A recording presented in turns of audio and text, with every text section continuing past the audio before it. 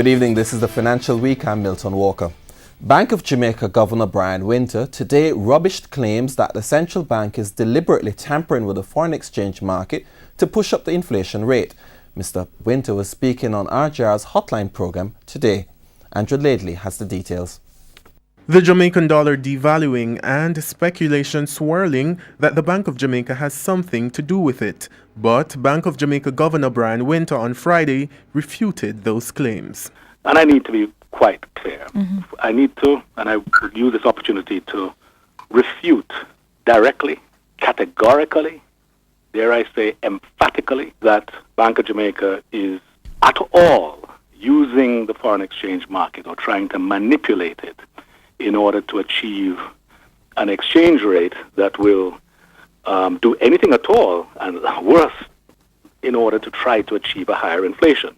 Governor Winter argues that the recent activity in the foreign exchange market is a result of the new Be-Fix-It auction, which was recently implemented.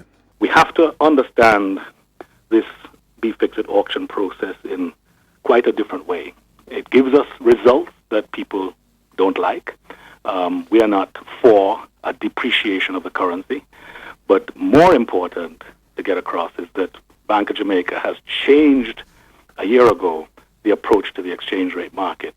Meanwhile, the central bank governor says the low inflation being recorded is not something to worry about. He says it's a positive movement which should be welcomed. Through all of this, the inflation rate has come out, it's a little lower than our target now, but the more important point is that it's coming out low. All right. Despite the fluctuations in the exchange rate that we've seen over the last year. For the Business Day, I'm Andrew Laidley.